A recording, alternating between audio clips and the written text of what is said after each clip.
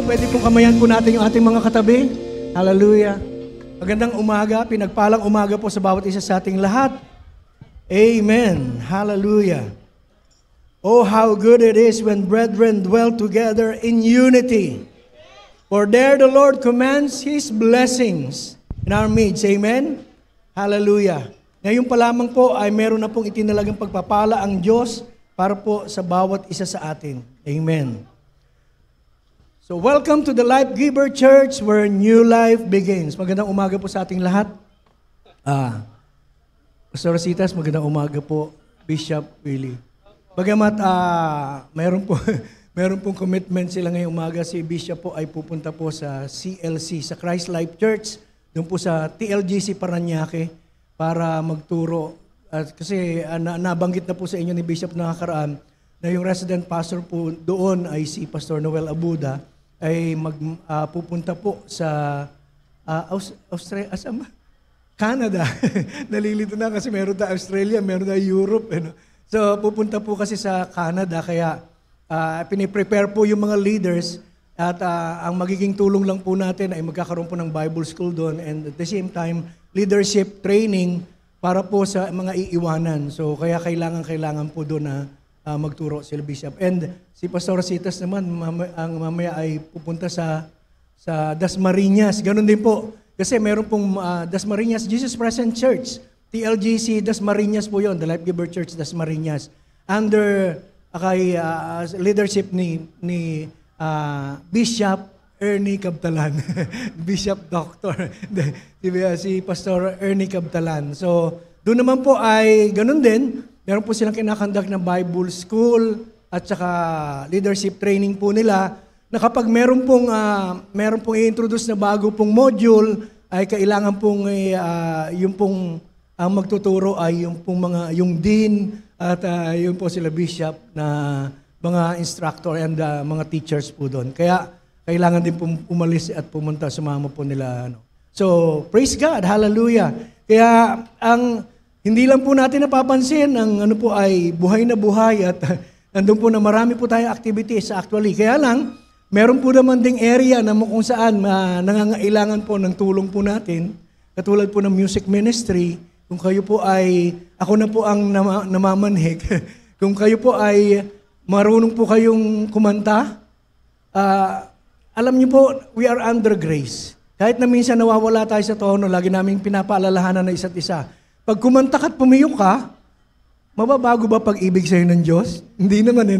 So, patuloy lang. Nag-aaral po. So, yung mga instrumentalist po natin ay bali parang isang set. Bagamat yung isang set na yun ay napaka-faithful naman nila, nandiyan po na nagtutuloy lang. At we are looking forward to train ng mga, siguro, isama nyo po sa panalangin. Nandiyan po sila Kuya Michael, sila Kuya Gerald, si Ate Yu, na pwedeng mag-train ng boys, pwedeng mag-train sa instruments. So baka summer po, po kami sa music, yung mag-training para sa mga instrumentalists, para po madagdagan yung ating pong mga instrumentalists, mga backup singers po natin. Talagang medyo, yun po, na po ang music eh. Kaya makikita niyo po, sabi nga ni Bishop, meron pong nandiyan pa yung mga OG, yung mga OG ang tawag doon, yung mga original. Nandiyan sila Pastor Alex, kami. Pero naiiba na rin po pala ang boses namin. Sabi ko, pag medyo umiidad ka pala, parang nagiging kundiman na ang lahat ng awit. Kahit mabilis, tunog kundiman. Hindi po, kaya pa namang sumabay. Kaya lang, nandun po na, mas maganda na po mga young blood, mga bago po natin ngayon. Para, katulad ng dati, meron tayong Moses na under the law yung band noon, yung mga nauna. Tapos may Joshua generation. Tapos merong Benjamin. Naging 3 set po yan eh, sunod-sunod. Ako po, nasa gitna ako lagi. Kaya, praise God. Mas nauna po sila, si Sansi at saka si nagturo patuloy ako. Si Pastor Alex. Pero, prayer nga namin, sana yung puso ng mga tatayo na sa ministeryo, kahit saan man, hindi lang sa music, yun talagang paglilingkod lang. It's all about serving God at wala na pong iba. Medyo kasi minsan kapag tumataas na po yung stage, kapag umaapa ka, parang nasa mataas kayo. No? Pero kami po, alam po namin, Si Bishop po lagi pinapaalala. Kahit nandito man po kami sa mataas na pwesto dito, inano lang to para makita nyo lang kami. Pero hindi ibig sabihin na mas mataas kami kaysa sa inyo. Pare-parehas lang po tayo. Amen? Pare-parehas lang po tayo. Pare-parehas tayong nag-aaral. Pare-parehas tayong natututo. At lumalalim po sa pagkaunawa ng kagandahang loob ng Diyos. So, sabay-sabay po tayo. Kaya yun po, sa music, sa creative arts, nandiyan po sila Ate Summer, sa creative arts. Multimedia po, dumadami yung multimedia. Ano po. At yung multimedia, kasama din po yung mga ilang nasa creative arts. So, it's high time for all of us. Sa panahon po ngayon ay wala na po tayong dapat ibang gawin. Ang tao po kasi busy sa maraming bagay, pero ganun pa man, let us give time para po magamit yung mga talento at yung mga kakayanan na pinagkaloob sa atin ng Panginoon. Amen? Hallelujah. So magandang umaga po sa bawat isa ating lahat na narito po ngayon sa sanctuaryo. At alam ko po ng bawat isa po excited para po makapakinig ng salita ng Panginoon. And it's all about the Word of God. Amen? It's all about Jesus, yung ating pong pinag-aaralan. So, nandun po na marami. Minsan, sabi po, mahirap din po magturo. Yung mga last na mga teachings po natin, ang gaganda. No? At maaring minsan simple. Pero yung impact na nagagawa sa buhay po natin, kahapon po actually, sa men's fellowship, yun pa rin best life pa rin ang mga pinag-uusapan. Kaya sa buong taon na ito, best life ang pag-uusapan po natin. At nandun po na, parang, tapos yung mga revelations sa mga nagtuturo ang gagaling. Kaya sabi ko, Lord, ano po ituturo ko? Best life. Kung ano yung kapahayagan patungkol sa iyo. Sabi ko kasi, si Bishop Ador yung nakaraang nagturo No? Kaya maganda po yung mensahe. Sa amin po minsan, parang ano lang, hindi threat, hindi pressure, hindi ano. Pero makakaramdam ka na, Lord, ano ba magandang mensahe? Para hindi po.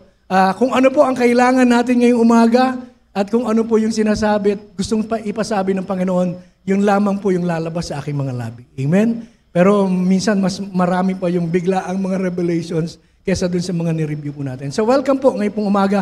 At sa mga kapatid po natin na naka-tune in, ating pong FB live streaming, welcome po sa gawain ng Panginoon. Magandang umaga po. Salamat sa muli na naman pagbubukas po ninyo ng inyong tahanan para po sa pagpasok ng salita ng Panginoon at pagtanggap natin sa kagandahang loob ng ating Diyos. So saan mang panig kayo ng Pilipinas naroon, sa mga outreaches po natin, every time na sila po ay mag-i-start, yung iba nag-i-start ng 10, nag-tune in muna sila sa atin, nakikinig muna. At eventually, pagka diniliver na rin yung message nila at nagkakausap po kami, isang mensahe lang lagi tayo na pinag-aaralan po natin sa lahat ng mga churches na under po sa The Life Giver Church. So we are one in spirit. Although maging sa ibang church na ang tinuturo po ay kagandahang loob ng ating Panginoon at kanyang tapos na ginawa. So we celebrate their lives. Nandun po na kasama po natin sila sa pagpapahayag ng mabuting balita, ng kaligtasan, ng pag-ibig ng Diyos, ng kanyang kagandahang loob. So sa mga kapatid po natin sa abroad, lagi po kami nagpapasalamat tuwing maalala po namin kayo sa panalangin, sa inyo pong buhay na kung saan walang sawa pong pagsuporta sa gawain through prayers, through your giving, at sa anumang bagay na ginagawa po natin, sa pagsishare po natin. Actually, yung pong pinanunood po natin ngayon, alam ba, yung streaming, ay ina-upload pa po yan ng multimedia sa pangunguna po ni Pastor Noel. Doon po sa ating pong Facebook page. So, sa YouTube pala, no? YouTube. So, nandun po yan, napapanood. Kaya kung gusto po ninyo maging instrumento, sabi natin, hindi man tayo maging pastor, nahahayo, ay i-share lang po natin yung mga teachings na meron po tayo sa mga kaibigan po natin. No? Hindi po para mag-viral at tayo po i-monetize. Hindi naman po yun ang habol natin. Mas mainam pong marami tayong kaluluwa na naaabot at sila mo mismo ay magpapasalamat sa Panginoon sa pamamagitan ng ministeryo po ng The Life Giver Church na ginagamit ng Panginoon. Amen? Hallelujah! So, ngayon pong umaga, we will study the Word of God. Katulad po ng tema po natin, buong taon natin isa-celebrate the best life. Amen? Alam po natin yun. Yung pinakaganap, kasiyasiya, mainam na buhay na inilalaan sa atin ng Panginoon. At ang ating pong text po dyan ay John 10:10. So, I have come to give you life and have it more abundantly. Ang sabi po ng salita ng Diyos. Pero ngayon pong umaga, since best life po ang pag-uusapan natin at hindi po mababago, maaaring mabago sa mga magdadaang pagkakataon at panahon, maaaring mabago po yung mga verses, yung mga text na gagamitin. Pero yung bang sustansya, yung pinakabuod, yung mensahe, yung lundo ng mensahe ay papasok pa rin at patutungo pa rin doon sa kalooban ng Panginoon sa atin, that all of us, His thoughts and His plans for us is to have the best life, ma-experience po ng bawat isa sa atin. Hindi lamang po natin maisip, kundi sa bawat araw, as we live out the word that we are receiving from Him, nandun po na habang isinasabuhay po natin yung salita ng Diyos, ay unti-unti mag-manifest, makita sa buhay po natin yung tinatawag na best life. Although, yung best life po, sa pinakamadaling pangunawa na magkakaroon tayo, ay yung pong relasyon natin sa Panginoong Hesukristo. Amen? Do you have the Lord Jesus Christ in your life? You receive Him as your Lord and your Savior? So you have the best life. Meron ka ng dakilang ganap na buhay pagkasama mo ang Panginoon. Bakit kung kasama mo ang Panginoon, ano pang kailangan po natin? Wala na tayong pakailangan pa. Sapagkat anuman ang pangangailangan natin sa pang-araw-araw, anuman ang hinihingi ng circumstansya sa buhay po ng bawat isa sa atin, kayang ipagkaloob ng ating Panginoong Hesukristo. Amen? Saan po siya nananahan? Pag nag-chapel po ako, ang lalakas sumigaw ng mga bata. Na, saan naninirahan? Saan si Jesus nakatira? Dito. Sa puso. Minsan sisigaw po nila. No, nasa atin ang Panginoon. So, praise God. So, our text this morning is in Jeremiah 29:11. And the title of our message is The Blueprint for Your Best Life. Blueprint for Best Life. Mas maganda po yan. Ano na po yan. Pero yun po yung gusto sabihin sa atin ng Panginoon. Ipaalala sa atin. Yung plano, plano pa lang yan. Di ba? We have the best life. Sinabi nyo nga, we have already the best life na na-experience mo natin. Gusto lang natin ngayon pong idiin po sa bawat isa atin, ipaalala yung dakilang plano ng Diyos para sa bawat isa po sa atin. No? Ang plano niya para sa atin, yung sinasabi po sa John 10:10, that He has come to give us life and have it in abundance, to the full, till it overflows sa buhay po ng bawat isa. Yan ang kalooban ng Panginoon. Yan yung blueprint natin. Yan po yung design ng Diyos para po sa bawat isa. So, Jeremiah 29:11, basahin po natin sa NIV version. Praise God. Hallelujah. At ito po yung sinasabi. For I know the thoughts that I think towards you, says the Lord. Sa NIV po ako nagbabasa, pero okay po yan. Tama po. Ano po itong binabasa ko? For I know the thoughts, New International, 2011. So, sabi po, for I know the plans I have for you, declares the Lord, plans to prosper you and not to harm you, plans to give you hope and a future. Kahit naman ano pong version yan, nandun po na yung pa rin nalalabas ko anong gusto sabihin ng Panginoon. Sabi po dito sa translation na akin, meron po ako. For I know the thoughts that I think towards you, says the Lord. Thoughts of peace and not of evil, to give you a future and a hope. Sabi po, for I know the thoughts that I think towards you, says the Lord, thoughts of peace and not of evil, to give you a future and a hope. Parang sinasabi po dito sa Tagalog, sa sarili po nating translation, sabi niyo, alam ko ang plano ko at iniisip ko para sa inyo. At ang iniisip ko para sa inyo ay para bigyan kayo ng isang magandang kinabukasan. Magkaroon kayo ng pag-asa, ng positibong pananaw sa buhay na sa dako pa roon ay may pagpapalang mga nakalaan para sa bawat isa po sa atin. So sabi po, for I know the thoughts that I think toward you, says the Lord, thoughts of peace and not of evil, to give you future and a hope. Ito po, nasulat po ito during the time that the Israelites were living in a foreign land. Sila po ay napalipin at naipatapon po sa ibang lugar. So pumunta po sila sa isang lugar na kung saan hindi nila alam kung ano yung kanilang magiging kalagayan po doon. So they are living in a foreign land. and far from their homeland. Di ba ang hirap? Pag tinanong mo yung mga kapatid po natin, o dito po sa atin, kung may mga mahal tayo sa buhay na nag-a-abroad, di ba? Pag tinatanong natin, madali ba?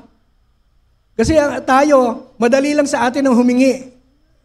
Kasi pag nasa isip natin, pag nasa ibang bansa sila, malaki yung kinikita nila. Totoo naman, mas malaki kesa dun sa kinikita ng mga kapatid natin, mga kababayan natin na nandito sa sarili nating bansa.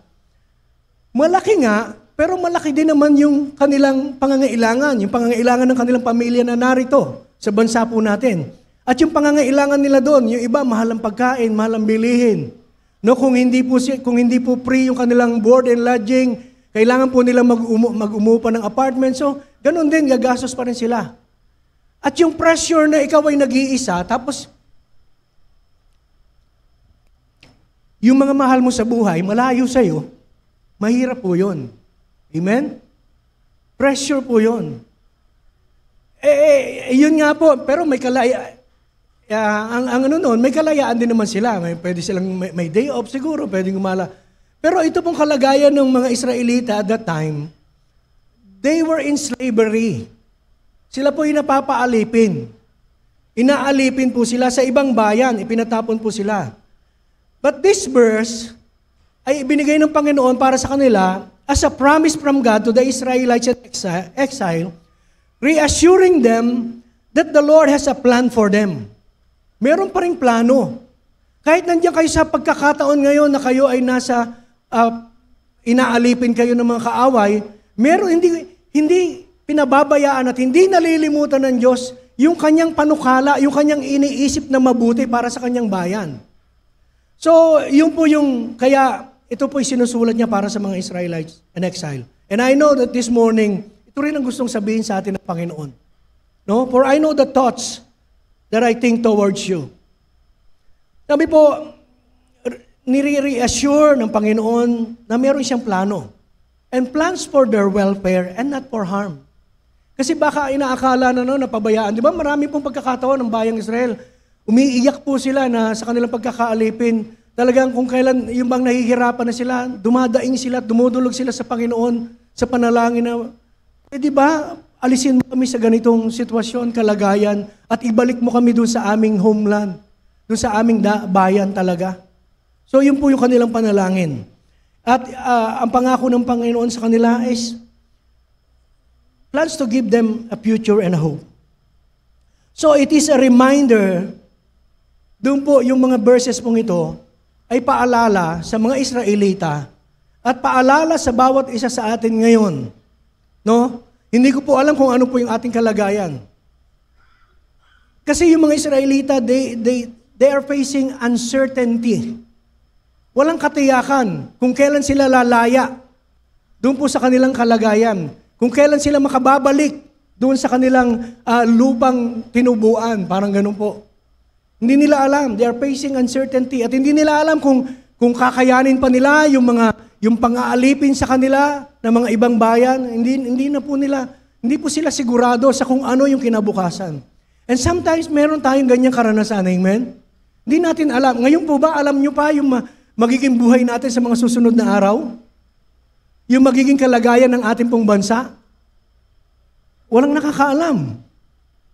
No? At hallelujah, makikinig ka lang ng news, manghihina ka na eh. Minsan matatakot ka rin.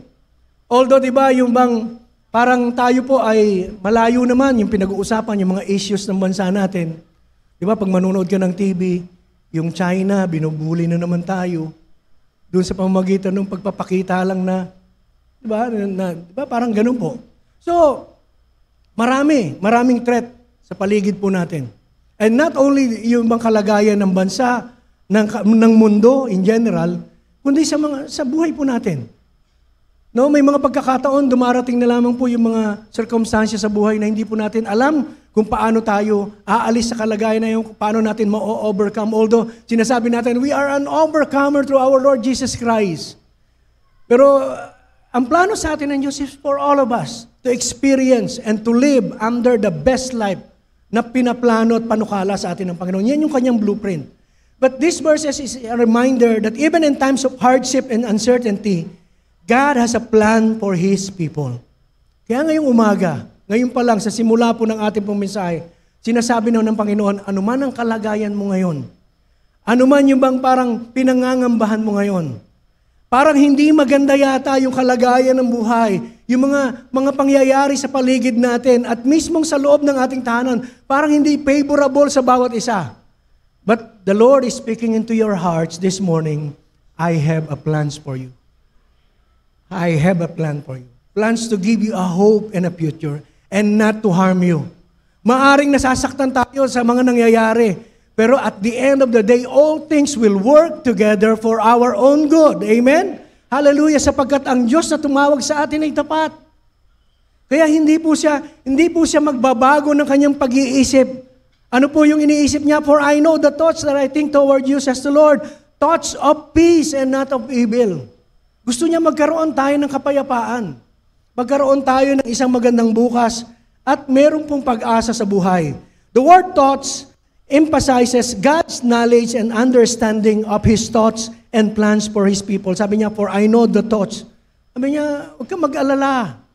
Ang iniisip ko para sa iyo lagi ay mabuti. Amen?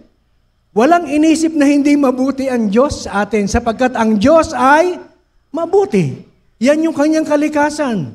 At kung ano yung kalikasan ng Panginoon, siya punong-puno ng pag-ibig, punong-puno ng grasya, punong-puno ng pasensya sa bawat isa, yan po yung ating mararanasan sa Kanya. Kung ano yung Kanyang sinasabi, ito yung Kanyang gagawin sa bawat isa po sa atin. Amen? At sabi niya, pinibigyan niya ng diin. Alam ko, nauunawaan ko. Baka minsan, alam ko po na tayo, marami tayong tanong. Even I myself, there was a time na kung saan nagtatanong ka patungkol sa pamilya, patungkol sa ministeryo, patungkol sa mga nangyayari. Lord, ba't ganun? Akala ko ba as long as we are inside your will, magiging maayos ang lahat. Sabi ng Panginoon, hindi ko naman pinangako na yung journey mo magiging madali. Pero yung outcome, yung destination mo, ang sigurado ko. Pero along the journey na meron ka, maraming pagsubok yan. Katulad lang yan ng pagpunta natin sa The Life Giver Church, maraming hams. At sa buhay po natin, maraming hams. Amen? Hallelujah. Minsan, may ibang pagdaan mo sa hams, lalo na kapag hindi mo na, kung ikaw nagdadrive, hindi mo napansin, at hindi mo na control na maigi, yung bang pag-angat, pagbagsak nun, yun ang masakit eh. No, lalo na kapag medyo may mga kasama ka ng, di ba, mga malalambot na yung buto. O malulutong na pala, I mean. Di ba? Ganun po, miski sa tricycle. Pag yung dumaan sa hams at medyo hindi na control, lumakas, either mauntog ka o pagbagsak mo, sasakit yung mga bago ka mating dito. And same true sa buhay po ng bawat isa sa atin. Sabi ng Panginoon, for I know the thoughts that I think towards you. Alam ko, nauunawaan ko, kahit na hindi mo nauunawaan, huwag kang mag-alala, ako naiintindihan ko.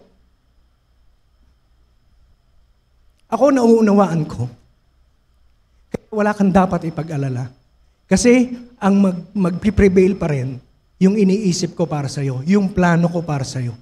Kaya hindi man maging maganda yung journey, yung mga pagdadaanan, siyempre may mga pagsubok, yan po yung buhay Kristiyano. No, masayang tunay, di ba? Ang buhay Kristiyano ay masayang tunay. Hey, di ba? Lagi na. Masayang tunay ba ang buhay Kristiyano? Amen. Hallelujah. Kahit sa gitna ng mga pagsubok. Amen. Why? Because the Lord says, I am with you. I will never leave you nor forsake you. I will fight for you. Your battles are my battles. Hindi ka dapat stand still. No, ang maganda mo lang tingnan dahil sa aking biyaya, tingnan mo yung gagawin ko doon sa kaaway. Ipapahiya ko siya sa iyong harapan at sa maraming tao. So, yun po yung sinasabi ng Panginoon. At idinidiin niya, He emphasizes that He has the knowledge and understanding of His thoughts and plans. Kaya kung hindi mo naunawaan, ano lang yun? Given po sa bawat isa sa atin. Kasi yung kaisipan natin, ano yan limitado eh. Pero may mga bagay na iniisip ng Diyos na parang sa atin, parang hindi naman yata tama yung nangyayari. Pero huwag tayong mag-alala. Ang Diyos na pinagtitiwalaan natin, alam ang kanyang ginagawa para sa bawat isa sa atin. Maaring hindi maganda ngayon, pinagdadaanan mo, pero dadaanan lang yan. Sabi nga natin, dadaanan lang natin. And I'm blessed with all the testimonies minsan ng mga kalalakihan. Sabi ko nga, although gawa na po yung message ko kahapon, ang nag-exhort po sa amin ay si Pastor Sam Corrales. Si Kuya Sam po. Si Kuya Sam sabi niya, di baling hindi na ako makakolekta ngayon. Kasi maniningil po siya. Maniningil po yan. Kahit na isang cheque lang makolekta ko, okay na. Basta mahalaga, ma-share ko yung word na gustong sabihin ng Panginoon. At yun nga. Pero hindi nga, nakakolekta ka, Kuya Sam? Hindi. Pero nabusog ka naman sa ano, no? Sa salita ng Panginoon at nabusog naman siya sa lugaw na may itlog at may tokwa. Parang kahapon lang yun, history yata yung record na naubusan tayo ng lugaw, ano? Naubos natin. Dati po kasi hindi namin maubos pero mas konti kami kahapon Pero ang lusog kasi sabi nga, ang lusog ng talakayan, ng sharing po namin na kung saan, kung gusto nyo makita yung mga mens na umiiyak, punta po kayo na Sabado. Hindi po. Ibig sabihin, kung gusto nyo po yung seryosong usapan ng mga kalalakihan. Pero inaayayahan ko po yung mga kalalakihan. Wag po kayong mahiya. Hindi po kami yung buhay mo gano'n. Hindi po kami nagtatanungan ng buhay sa may buhay. Pero ini-encourage namin yung isa't isa na magpalakas at sa pamamagitan ng mga words na pinag-uusapan na galing sa Panginoon ay nakakapagpalakasan po kami. Na yung mga testimonies. Sabi nga ni Pastor Jason, ako dito sa fellowship natin, dito ako napapalakas. Kasi minsan, may mga pangyayari sa buhay ko, may mga hindi magagandang bagay na minsan nanghihina ka at para bang, siyempre, given na yun, sasabihin natin, teka, Lord, may tanong, para bang, ako lang ba ang dumadanas nito? Pero kapag sabi nga niya, pag maririnig ko yung mga patutuon yun, mas maano pa pala sa akin nagiging kalakasan ko. Amen? Hallelujah. Katulad ng presensya ng bawat isa, kalakasan po ng bawat isa. Parang inaano natin, totoo ba yun? Yung presence ko lang? Yes. No, lalo po sa amin ng mga lingkod. Yun lang pang alam mo namin na may nakikinig. At yung bang kasama namin kayo na nag-aaral, natututo, kalakasan po sa amin yun fuel po yun sa amin na magpapatuloy po kami maglingkod sa Panginoon and no matter what happens. No? So, sabi po, thoughts, it emphasizes God's knowledge and understanding of His thoughts and plans for all of us. At sabi po niya, for I know the thoughts that I think toward you, says the Lord, thoughts of peace. Thoughts of peace. It conveys the idea of wholeness and well-being. Ito po yung nagpapahayag na ang plano sa atin ng Diyos ay bigyan tayo ng peace, ng kapayapaan. It means wholeness. Hindi lamang po yung peace, yung kapayapaan sa gitna ng kaguluhan, kundi peace also means wholeness, yung kabuuan ng ating pong mga sarili. And sabi po, well-being, yung ating pong kabutihan, yung ating pong kapakanan. Pero mo, iniisip ng Diyos, yung kapayapaan, yung pang makita niya tayo, na maunawaan po natin at maramdaman natin na tayo kay Kristo ay buo, ganap. Walang kulang. We are complete. Gusto niya yun yung maranasan ng bawat isa atin. Yung sinasabing best life, yan yung blueprint niya para sa bawat isa. Yan yung plano niya.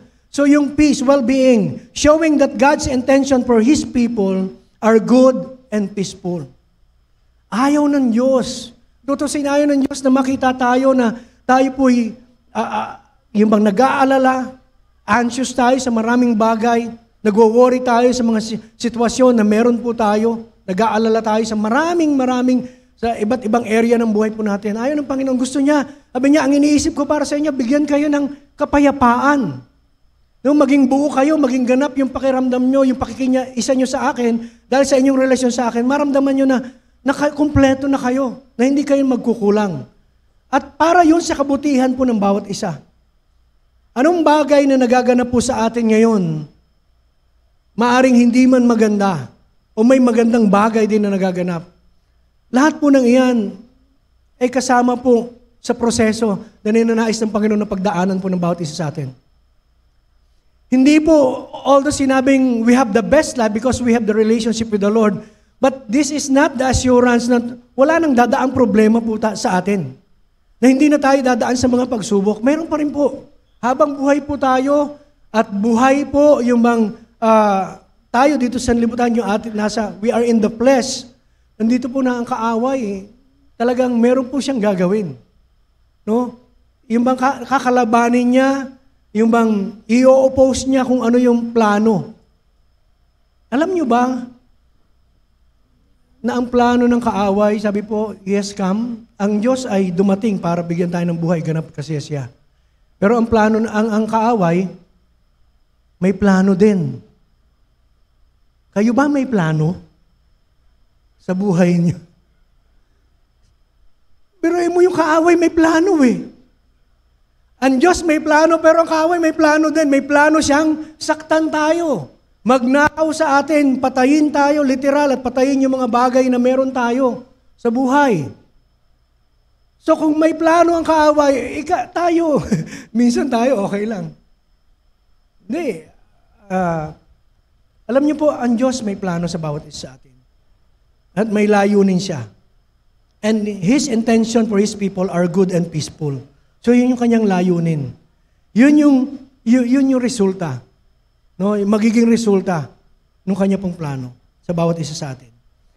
And sabi po, thoughts of peace and not of evil to give you a future.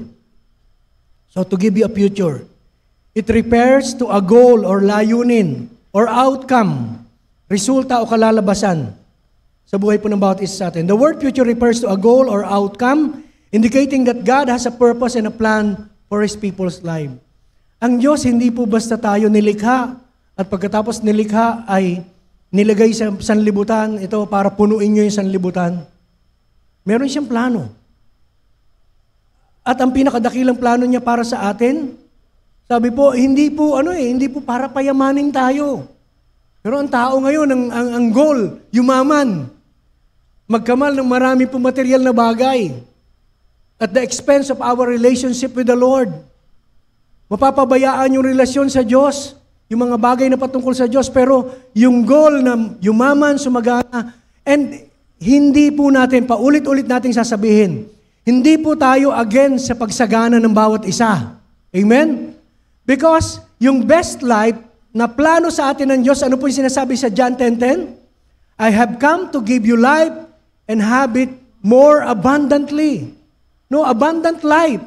So hindi po siya against sa pagsagana natin. Kaya hindi rin natin tinuturo na dapat hindi na kayo magtrabaho, dapat hindi kayo magkaroon ng goal, ng layunin sa buhay na sumagana. No.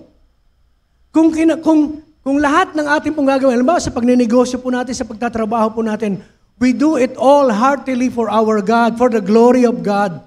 At hindi po natin ituturing na ito yung pagmumulan ng lahat para mabuhay tayo, kundi ang tunay na source po natin ay ang Panginoong Jesucristo, okay lang po. No, na magano tayo, na mangarap tayong sumagana.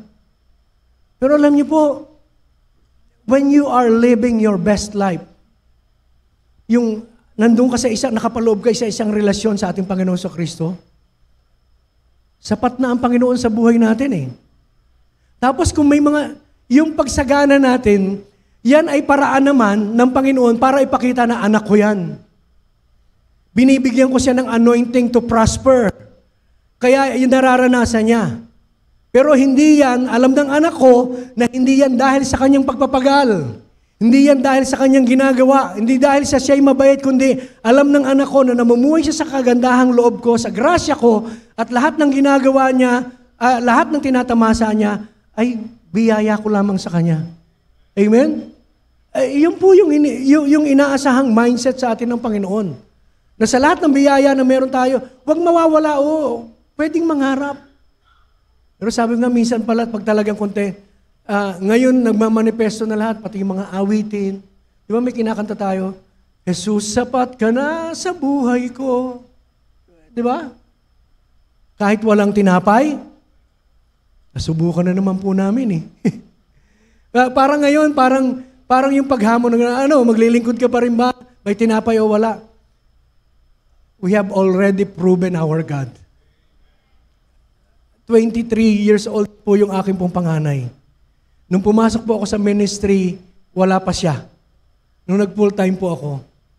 At nung ako po ay naging pastor sa Teresa po sa outreach ay 5 taon siya. 23 years old na po siya ngayon. Nakatapos na po siya ng college. Pero yung sinasabi noon na kinatatakutan ko na, kaya ayoko mag-report dahil matagal na akong pinare-report ni Bishop. Sabi ni Bishop sa akin, Dante, mag-report ka na. O gusto mo, part-time muna. O magpo-full-time ka na. Kaya lang kasi dito sa ministry, lalo na nung nakaharap na ako doon sa dito maglilingkod lang tayo. May tinapay o wala? Kapapanganak lang ni Dana. Kailangan niyang bumili ng gatas. At ang nireseta sa akin na gatas, mamahalin, Prisomil. Kaano nung mga S20. Sabi ko, tapos wala. Minsan nga, alam ko, narinig ko kahit yung biyanan ko po. Bakit ayaw magtrabaho ni Dante? Mag-apply siya sa barko. Kasi nautical siya, di ba? Baka maging kapitan pa yan ng barko. Totoo naman po, graduate po ako ng nautical. Kaya lang, at that time, nag-aapoy na po yung panawagan ng Panginoon eh. Hindi ko na makontain eh. Na lagi po sa bawat activity ng church, kaya may mga lakad po sila, Bishop, na may mga Bible study, hindi po sila nagdadalawang salita. Sama ka? Sama agad ako. Yung bang, nandun na po yun. Kaya lang, nung sinasabi pong maglilingkod tayo dito, may tinapay o wala. Hallelujah. Tapos, medyo, siyempre, mangangailangan ka na. Hindi naman ngayon, hindi na malayo ang Teresa. Dati, pakiramdam ko, napakalayo. At saka noon kasi, nagko-commute ka lang. So, nung nagko-commute kami, gatas, dito po. Alam niyo may mga Wednesdays. Noon po kasi, kasama po ako sa mga nagpapaawit. May the joy of the Lord is, di ba? Dapat the joy of the Lord. Kumakanta ka, umiiyak ka. Kasi, walang panggatas pag uwi mo. And then, hallelujah, hindi po nagkukulang ang Panginoon.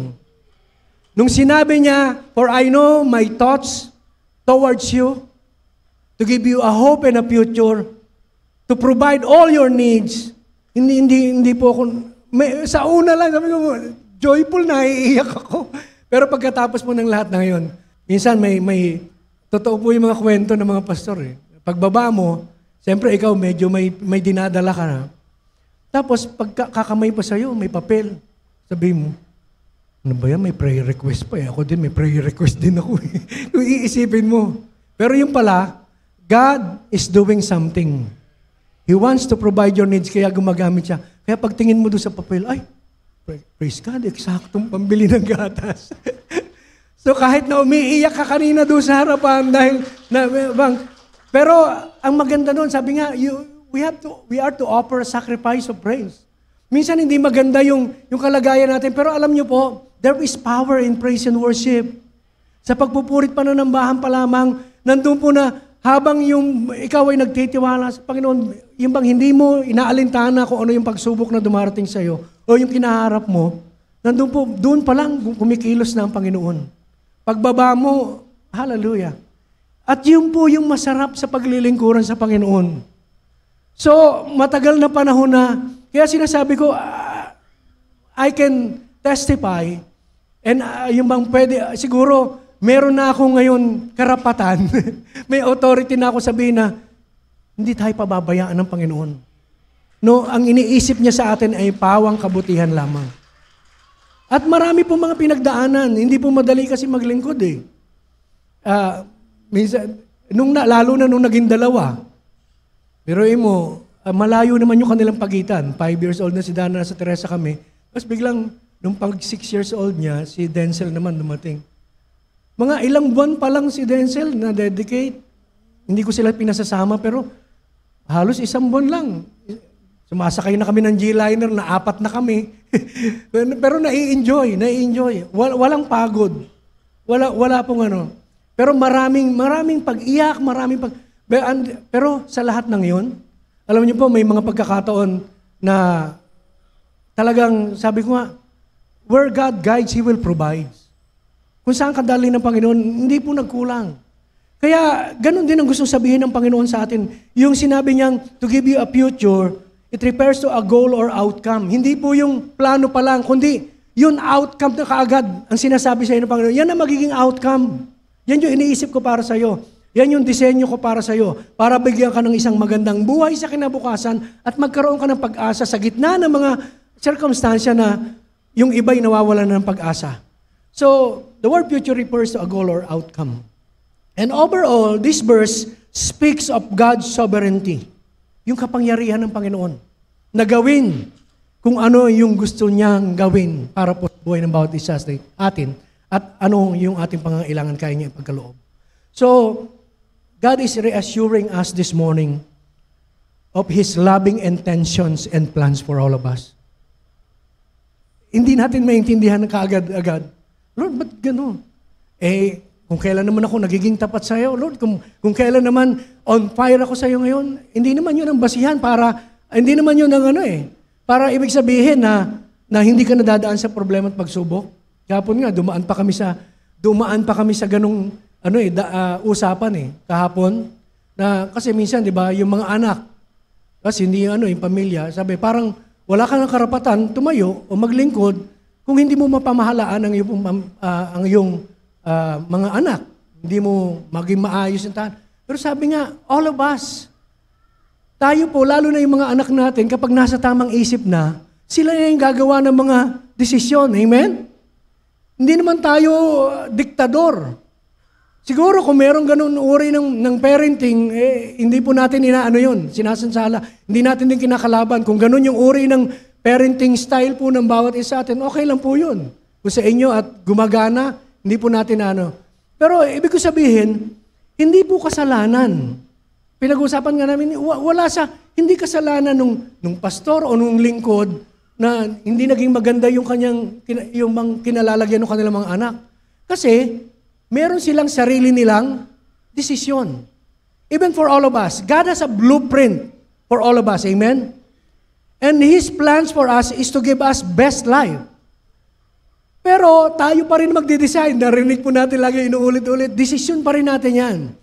At sabi po sa isang quotation, the only person you are destined to become is the person you decide to be. So sabi po, the only person you are destined to become is the person you decide to be. So ikaw magdedesisyon. Kung ninanais mo yung mabuting buhay, at yun ang tatayuan mo, at yung paniniwalaan mo, at kung ano yung sinabi ng salita ay gagawin mo, yun ang magiging ikaw. So magkakaroon ka ng buhay na ganap at kasiyasiya. You will have the best life na ipinaplano sa atin ng Panginoon. Pero ganun pa man, tayo po magdedesisyon. Tayo po. Kaya, yan po yung yan na lang naman po yung ating gagawin. We are to decide. So, pag sinabi pong blueprint, ano po yung unang naisip natin agad? Yung madaling maunawaan. Pag blueprint, plano. Di ba? Pero hindi siya ordinaryong plano. Kasi meron pong mga plano na dinadrop lang. May sketch pa actually. Yung architect, hindi naman architect yung unang pong gumagawa May mga draftsman po dyan Draftsman, yun po yung mga gumuguhit ng mga, alam ba, building, may mga draftsman na gumuguhit. Although sinasabi na yung mga sukat, yung ganito, specification, parang mga ganon, nandun po na dinadrop pa po yun. Pero yung blueprint po iba. Yung blueprint is a specific detailed plan with a defined outcome. No, naiintindihan po ng mga engineer si Engineer Summer, yung mga engineer natin dito, alam nila yung mga architect. No? Sabi po, a blueprint is a specific detailed plan with a defined outcome. So, yung draft pa lang ng mga drawing, hindi pa blueprint, hindi pa yun yung pinaka-final. Pero yung pag sinabing blueprint na, pag nandyan na yung blueprint, it is a specific, detailed plan. Isang plano na kung saan talagang, kung ano yung makikita, magmamanifesto sa natural, halimbawa building, kung ano yung itsura nun, at ano yung mga sukat na sinasabi doon, yun yung magiging sukat kapag naitayo na yung building. yung final outcome, yung makikita mo kung ano yung nasa drawing sa blueprint, yun ang mangyayari. It is a detailed plan, detailed outcome. So, at ito, hindi po, there's no room for choice. Yung ibig sabihin, hindi mo pwedeng kapag sinabing blueprint na, tapos saka uulitin, trabaho po yun. Malaki pong yun. Lalo na sa mga gumagawa. Malaking trabaho yun at hindi mo na pipiliing ulitin pa. No, minsan pag nagagawa tayo ng bahay, di ba? Gumagawa tayo ng mga sarili natin plano. Pero kapag ginawa na natin, andali na, teka, hindi na, wag na lang dyan, dito na lang. Lagay na lang natin dito yung bintana. Yung design na iiba. Kaya pagdating yung outcome ng bahay mo, minsan, pag pinakita mo sa iba, ano ba yung bahay mo? Parang dapat dito yung di ba? Dapat sa mga nakakaintindi. So, yung blueprint, specific siya. And it has a defined outcome. Sabi po, malinaw. Malinaw na kalalabasan. So, hindi pwedeng baguhin ng basta-basta. Kasi, pag iniba, maiiba na yung tsura ng building. Kesa dun sa mga drawing. Magkakaroon ng ng problema. So, sa buhay po ng bawat isa sa atin, God has a blueprint. He has come to give us life and have it in abundance. Tapos, meron siyang mga specific na mga plano para sa bawat isa sa atin.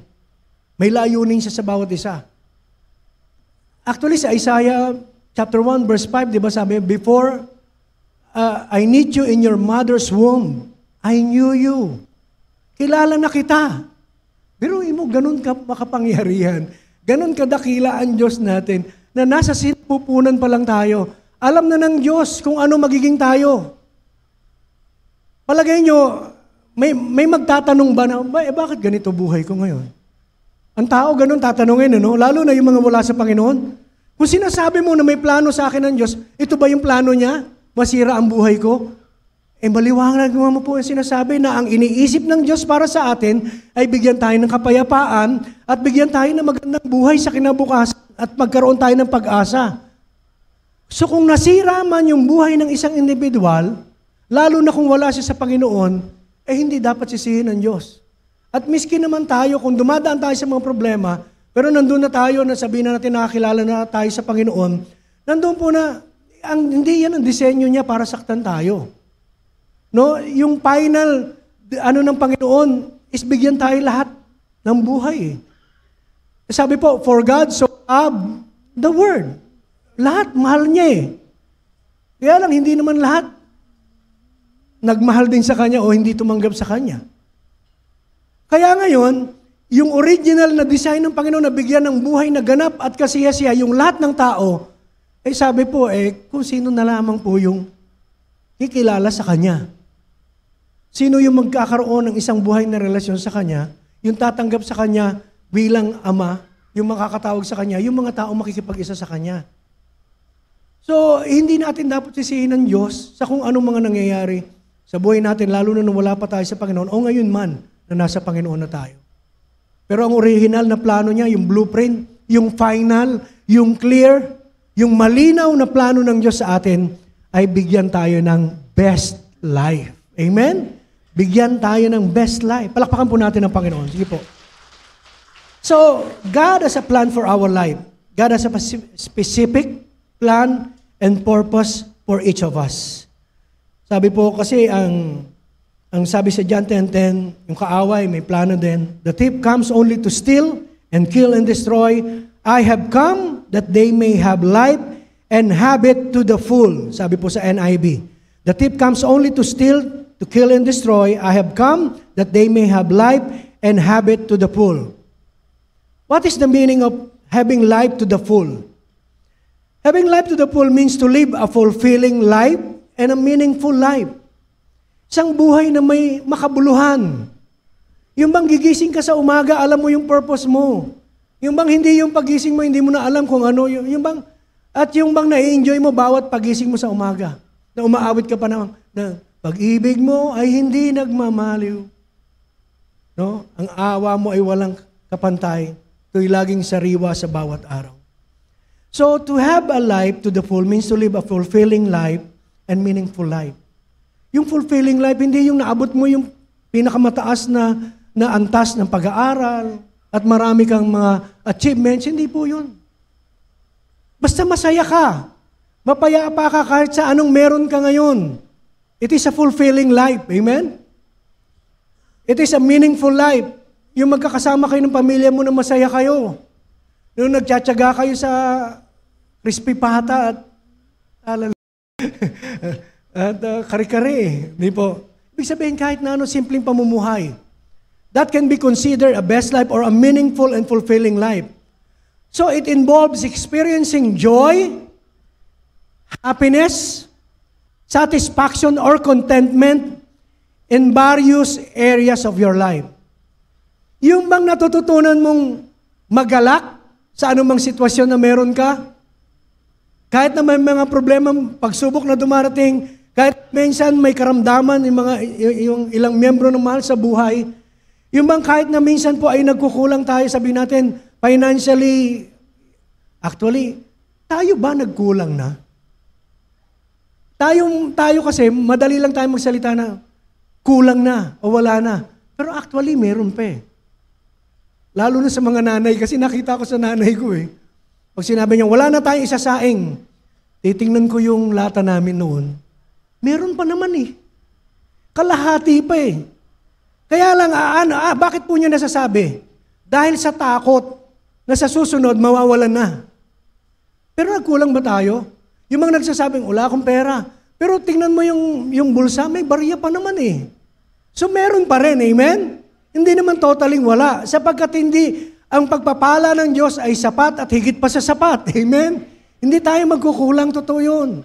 O kung sabihin man natin, wala tayong, sa pananalapi, maaring nagkukulang minsan, pero maraming means. Maraming pwedeng gamitin ng Diyos para ma-provide yung ating pangangailangan. So, in reality, hindi tayo talaga nagkukulang. Kaya lang, nasa atin yung pag-iisip. No, na minsan, dahil konti na lang, sa atin kulang na yun. Paano ba natin masusukat yung kulang? No, yun po sa atin, bilang tao, human as we are, nandun po laging isip natin, kulang tayo. Pero hindi tayo nagkukulang. Hindi tayo pinagkukulang ng Panginoon. So, yung sinasabing fulfilling life, meaningful life, best life, it involves experiencing joy, happiness, satisfaction, or contentment sa iba't ibang area ng buhay po natin. In our, such as relationship. Doon sa relationship na meron tayo, sa pamilya, hindi man tayo katulad ng iba na sobrang rangya yung pamumuhay. Pero meron pong maayos na hindi perfect. Maraming kahinaan. Wala pong perfecto. Amen. Walang perfect na parents, walang perfect na anak.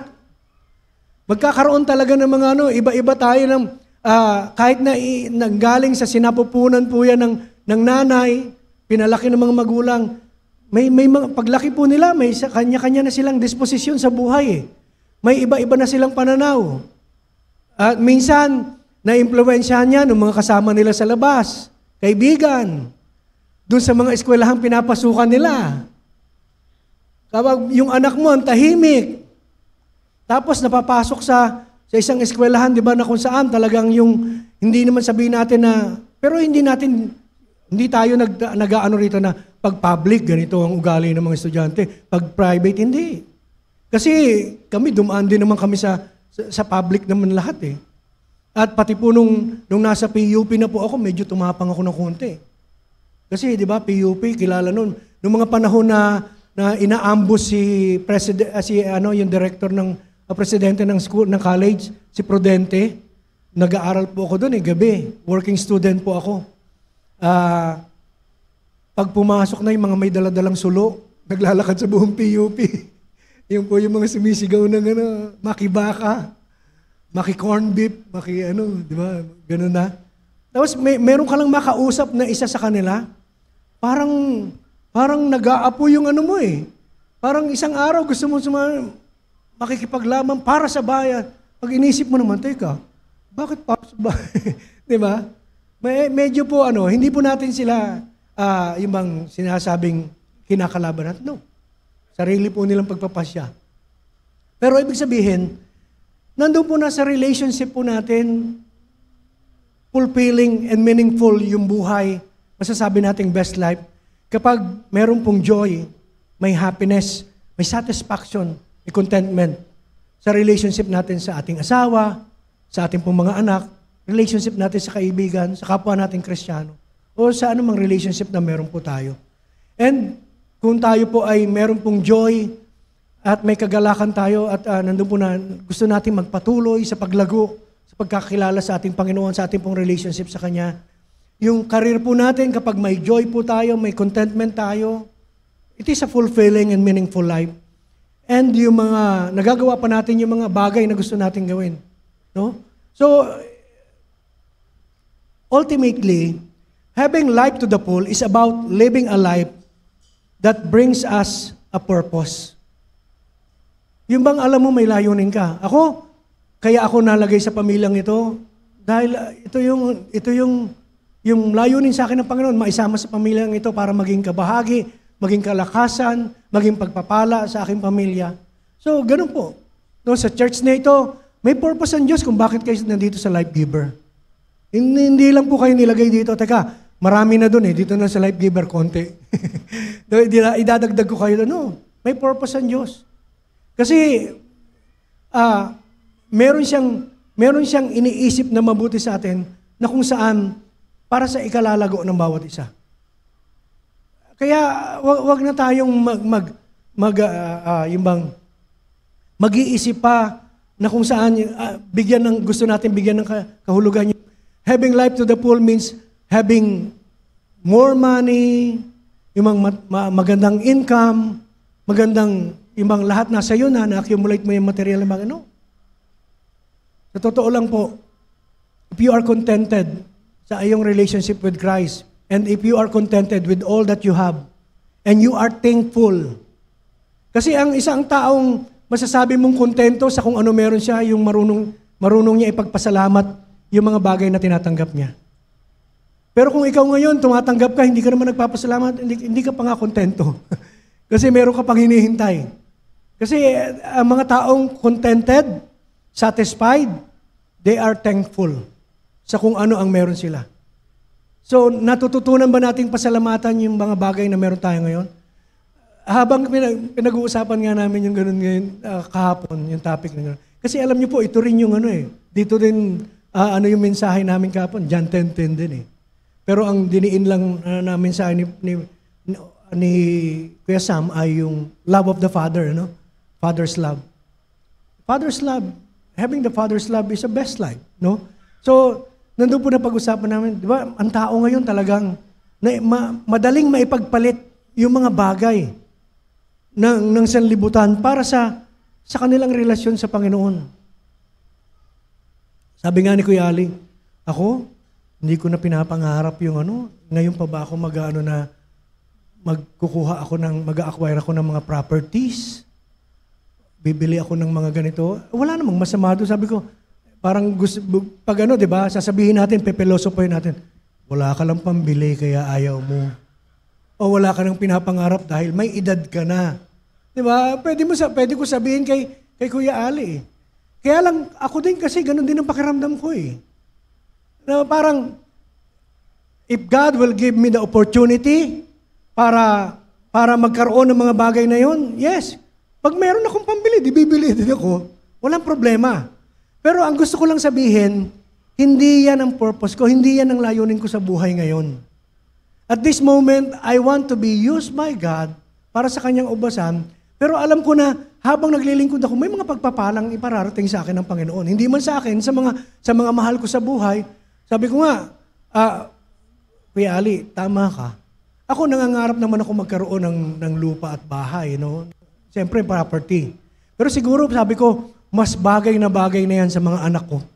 Pero sa akin ngayon, I will just enjoy life at pasalamatan lagi siya sa dumarating. And if given the opportunity na makabili ng halimbawa ng mga maliit lang na square meter sa Corinthian. O sa di ba? Why not?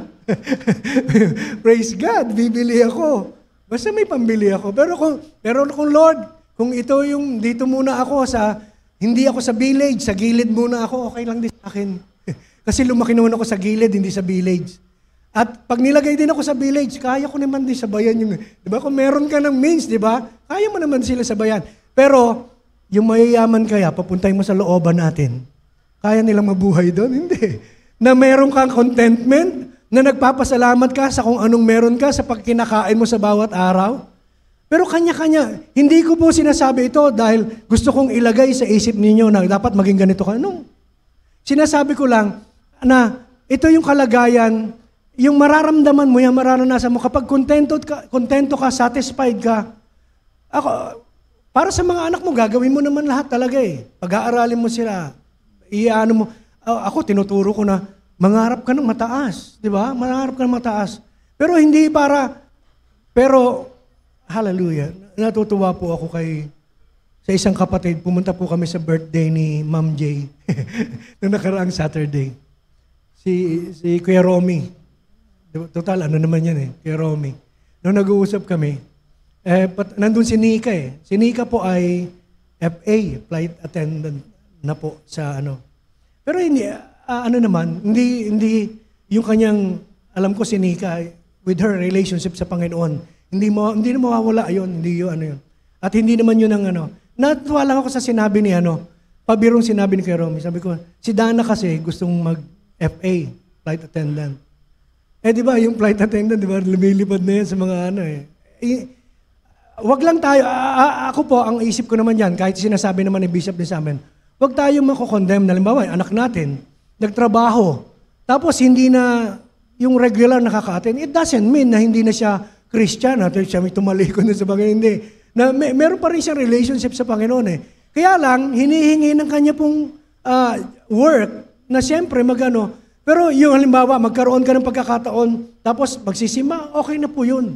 Hindi yung sinasabing, mayroon kang flight ngayon, oy, wag kang mag-flight. Sumimba ka muna, ay tatanggalin ka sa trabaho. Parang ganun po. Kaya sabi nga, hindi naman dapat na maanoan tayo.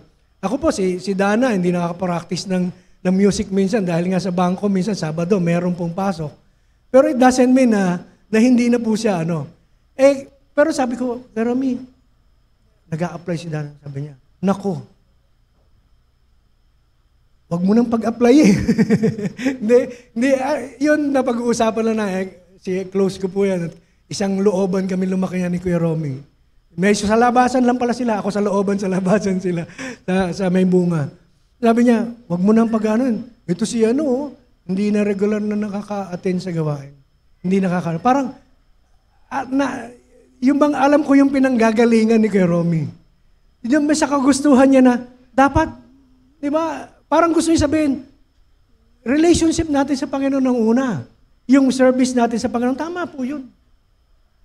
I admire him. Doon po sa ganyang na, sabi niya, kung pwede nga lang, hindi. Kasi sabi sa akin, huwag mo nang paano kasi, sa music pa naman si Dana, involved sa ministry. Pag nagtrabaho na yan doon, hindi na yung makakasimba ng madalas, hindi na yung Di ba, lahat naman tayo may pusong ganun eh.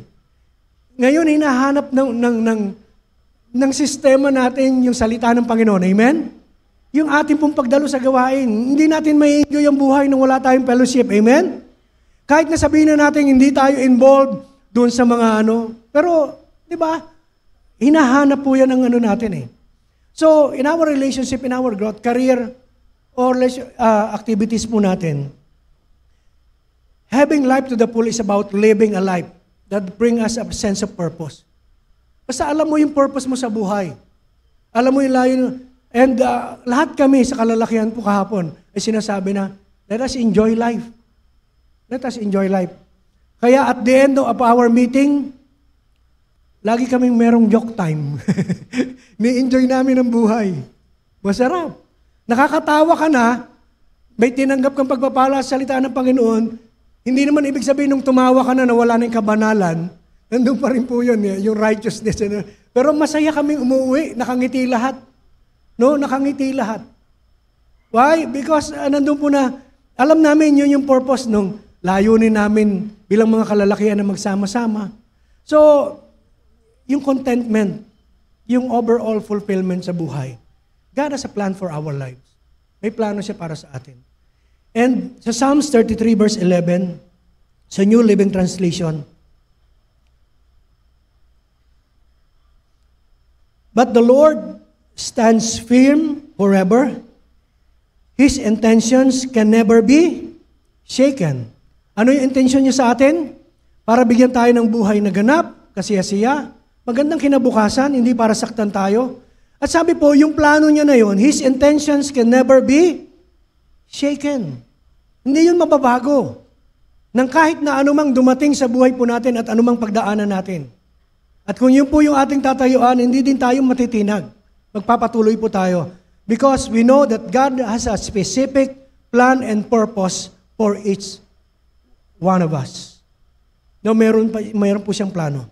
So, sabi po sa isang quotation, "You were created for a purpose, and that purpose is to bring glory to God." No, you were created for a purpose. Hindi lamang po kasama na po yung abundant life, pero God has a specific purpose for all of us. And we are created for God's purpose, and the purpose is to bring glory to God. Yung bang kapag nakikita tayo ng ibang tao, maitatanong nila, ano bang meron siya? Nawala ako, bakit ganyan yung kanyang buhay? Sa gitna ng mga problemang pinagdadaanan, kaya niyang ngumiti, kaya niyang magpatuloy. Kapag kinausap mo siya, walang negatibong pangungusap o kaisipan na matatanggap ka, kundi puro encouragement. Ano bang meron siya?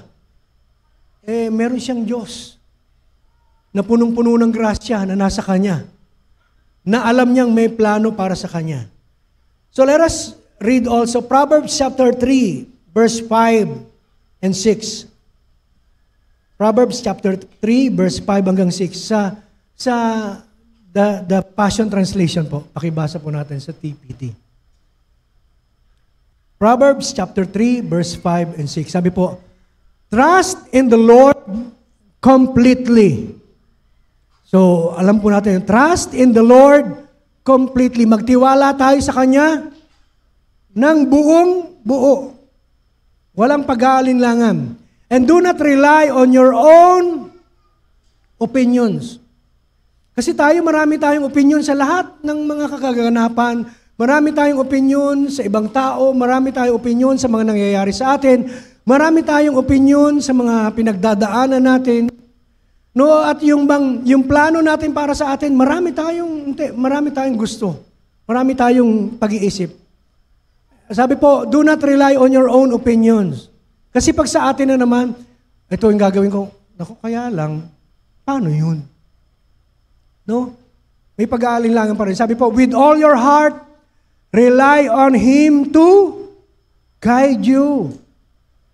Magtiwala tayo sa Kanya, umasa tayo sa Kanya, na tayo po ay gagabayan niya. And sabi po, He will lead you in every decision you make. Sa bawat desisyon na gagawin mo, para marating mo yung kaganapan nito sa buhay mo, sabi po, kailangan mo magtiwala sa Kanya. Kailangan mong ibigay yung buong-buo mong pagtitiwala, yung buong mong pusong, yung bang pananampalataya sa Kanya, na i-guide ka ng Panginoon. Amen? Alam niyo po, kapag ito yung ginawa natin, hindi natin namamalayan, kahit sabihin natin, parang mahirap yung journey, parang maraming pagsubok na dadaanan, masalimuot. But at the end of the day, ang tanging matatanganan natin sa buhay po na ito ay pagtatagumpay mula sa Panginoon. Amen? Hallelujah! Sapagkat sabi po, He will lead you in every decision you make. Pangungunahan niya tayo. At kapag Diyos ang nanguna sa bawat isa po sa atin, sigurado po, yung destinasyon po natin, mainam, ganap, at masasabi po natin, I have the best life that God has for me. Amen? So He will lead us in every decisions we make. And in Romans chapter 12, verse 2, diyan pa rin po sa The Passion, sabi po, Romans 12:2. Alam po natin, napaka-familiar po ng talatang ito. Sabi po, sa Romans chapter 12, verse 2, "Stop imitating the ideals and opinions of the culture around you, but be inwardly transformed by the Holy Spirit through a total reformation of how you think." Sabi po, stop imitating the ideals and opinions of the culture around you. Narinig na ba natin minsan na sinabi ni Bishop na sa taon pong ito, mas gagawin po natin at ituturo po sa atin na tayo po ang bawat isa, we will counter the culture na meron po ang sanlibutan. Kung ang kultura po ng sanlibutan na ang marami po ay nagsisinungaling, tayo po ngayon ika-counter natin yon na ang mga Kristiyano po ay magiging tapat sa lahat ng pagkakataon. Kung ang culture ng sanlibutan ay yung bang lagi, kabi-kabila na lang, may galit, no? May inggitan na nagaganap. Di ba nararanasan natin yan? Makikita po natin, even sa social media, di ba? Marami mga bashers. Marami mga haters, di ba? Sabi nila, umaangal yung iba. Ang dami kong bashers, ang dami kong haters. Kasi ganyan ang kultura ng mundo eh. Pero ano po yung dapat, ika-counter culture natin siya, kung galit po at yung bang kaguluhan ng nasa sanlibutan, ano po yung gagawin natin? Magpapadama tayo ng pag-ibig sa mga taong nakakasalamuha po natin. No? At sa mga, lalo na higit sa lahat, sa pamilya natin siguro, una na. So, stop imitating the ideals. Even yung mga kaisipan, yung mga prinsipyo ng mundo, i-counter po natin. At kung ano ay sinasabi ng salita ng Diyos, no, yun po yung gawin natin. Kung ang mahirap lang nito, alam mo naman, Pastor, ang mahirap lang dyan, yung prinsipyo ng mundo, madaling gawin. Pero yung prinsipyo na tinuturo ng Diyos, kasi sa mundo, pag yung galit ka sa kapwa mo, pakita mo. Diba? Iparamdam mo sa kanya. Tayo, iba kultura natin. No? Lalo na kapag sinaktan ka, sabi po, pag sinampal ka sa kanan, ibigay mo yung kaliwa. Magpapakumbaba ka pa rin. Ikaw pa rin. At kung halimbawa man hindi niya kaya humingi ng tawad, patawarin mo siya. Lord, yun nga mahirap eh. Pero alam niyo po, mahirap dahil hindi po natin ginagawa. At wala doon yung ating pagsunod. Pero once na ito po sinasabing, ito ay yung isa sa plano ng Diyos sa atin for us to have the best life na ninanais niya para sa atin, yung blueprint niya para sa bawat isa atin, kailangan po natin gawin. Kailangan po natin sundin siya.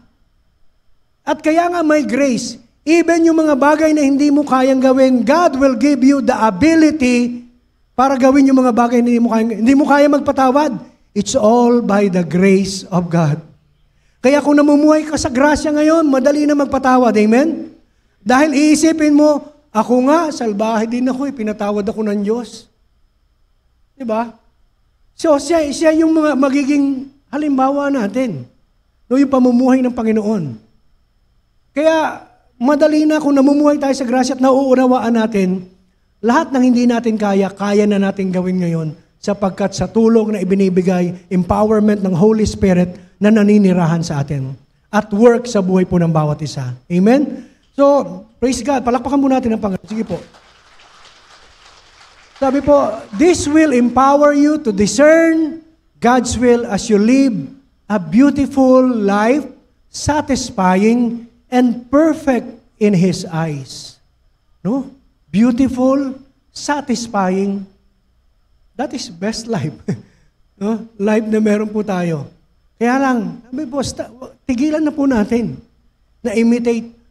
Kung sa kanila, ganun yung paraan nila para mag-acquire ng mga bagay, para sila'y sumagana, para tumaas yung kanilang posisyon. Kailangan minsan mandaya, kailangan minsan. Tayo po, iba tayo. No? Ibahin po natin. I-counter culture po natin. Yung po sinasabi at itinuturo po sa atin ni Bishop. So God has a plan for us. God has a specific purpose for all of us. And we are to live in alignment with God's plan. So mabuhay po tayo na nakaayon po sa kung ano yung plano ng Diyos sa bawat isa atin. Ang plano niya para sa atin, bigyan tayo ng buhay na abundant, masagana. At hindi lang masagana, kundi fulfilling and meaningful life. And nandun po yung contentment, nandun po yung we are living a life of purpose. So lahat ng ito, sabi po, we are to live in alignment with God's plan. Ano ang kalooban ng Diyos? At At alam naman natin eh. Kung hindi po natin alam, lumapit tayo sa Kanya, God will reveal to us. So, ang kalooban ng Panginoon, mabuhay tayo ng masagana, at habang namumuhay ng masagana, ipamuhay po natin yung buhay ni Kristo, makita, maging patotoo tayo sa iba, para po marami po ang kumilala sa Panginoon. Pero, lahat po ng yon, yung mga plano natin, lahat tayo may mga plano sa buhay, di ba? May mga pangarap, amen? Lahat tayo may layunin. For us, sa sarili natin mismo, meron tayo. May mga plano. At ang dapat po natin gawin, as we live in alignment with God's plan, katulad din po nito sinasabi ni Bishop Adorno nakaraan, let us yield into the will of God. Sinasabi po rito, surrender your plans and desire to God. Trust totally in Him and not in yourself. Sabi po sa Proverbs 16 verse 3, sa the Passion Translation, before you do anything, put your trust totally in God and not in yourself. Then every plan you will make will succeed. Do you want all your plans to succeed? Amen, di ba? Gusto po natin. Ang sabi po ng Panginoon, before you do anything, bago ka humakbang, bago mo gawin ang isang bagay, bago mo yung desisyon na naisip mo, na buo mo plano sa isip mo, sabi po, before you do anything, put your trust totally in God and not in yourself. Sapagkat anuman yung pinakamabuting plano mo para sa sarili mo at nakikita mong maganda naman, wala ka namang sasagasaan, wala naman akong gagawing masama dito, Lord. So ito lang yung plano ko. Sabi po, before you do anything, put your trust totally in God and not in yourself. Why? Kasi kung gusto mo na yung plano mo ay magtagumpay, sumunod ka sa Kanyang kalooban. Kaya maraming pagkakataon na papahamak po tayo sapagkat basta kung ano yung naisip natin, yun na. At kapag ginagawa na lang natin, Lord, samahan nyo na lang po ako ha. Wala na eh. Nung nagpaalam ka, nung ginagawa mo na. Pero mas may mainam pa sanang plano ang Diyos para sa bawat isa po sa atin. No, meron pang pinaka-best, may pinaka-perfect will pa ang Diyos na gusto niyang gawin sa iyo. Kaya lang, hindi mo na hiningi yung kanyang counsel, pero sasabihin mo na lang, di ba, okay din naman eh. Hindi okay yan, sa totoo lang. Because kapag nagawa mo naman, maayos, pero may iba pang plano ang Diyos, sana mas nag-ano ka sa Kanya, mas lalo yung kapayapaan kasi yung peace nandun eh. Kapag ang kalooban ng Diyos na sinunod po natin. Kapag di ba, even sa mga kabataan, di ba? Ano bang mga course? May mga, alam na natin, very evident naman yung mga talent, yung mga skills, pero wag mawawala na, Lord, ito ba yung kalooban mo? Let us just ask God. And God will confirm. No? Ganun lang po yun eh. Tayo po, marami tayong mga investments, di ba? Lord, alam ko, ito na yung kalooban mo. Kasi, mag-i-invest lang ako, tapos yung return of yung ROI, ang bilis eh. Kaya, alam ko, ito na yun. Yun ang opinion mo. Yun ang akala natin, mabuti para sa atin, mabilis na pagbalik. Kaso na-scam tayo, nabudol tayo. Diba? Minsan, kasi hindi kailangan, immediate kasi. Kaya, na natin, invest na natin yung pera natin. Ito na. Tapos, hindi mo na makita yung pinagkatiwalaan mo na. Diba? Before you do anything, God will confirm. Kapag tama yung gagawin mo, may peace ka. And kung gusto mo pa ng confirmation sa ibang tao, magpa-pray ka sa kapwa mo Kristiyano, kaya humingi ka ng mga pagpapayo dun sa mga mananampalataya na medyo matatag na at matanda na sa pananampalataya. Pero minsan, it doesn't mean na kapag matanda na sa pananampalataya, maganda na rin ang no, hindi po. Basta sabihin natin yung mga maturing Christians, yung mga talaga namumuhay sa grasya ng Panginoon, doon po tayo humingi ng pagpapayo. So, sabi po, before you do anything, no? Gandang di ba? Before you do anything. Parang sinabi sinabi rin na, seek first the kingdom of God and His righteousness. Lagi yun lang paalala ng Diyos sa atin, unahin natin siya. Si Pablo, di ba ang kalooban niya, maganda na yung kanyang buhay eh. Mataas yung kanyang, sa society, mataas yung kanyang katatayuan, yung status.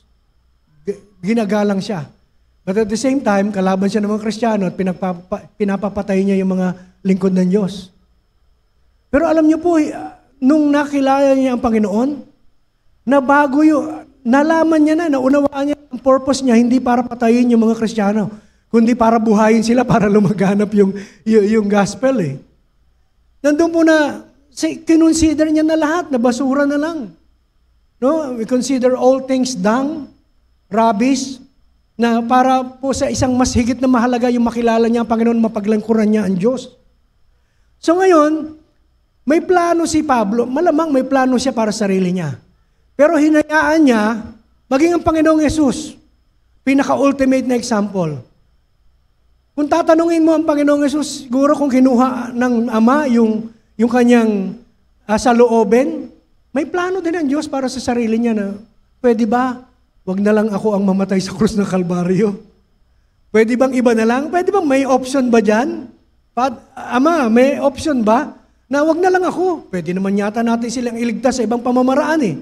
Wag na lang ako. Wag na lang ako yung maano doon. Pero hindi. Yung kalooban niya, pinasakop niya sa kalooban ng Ama. Ganon din si Pablo. Yung kanyang kalooban, yung kanyang mga plano, pinapasok niya sa kalooban ng Diyos.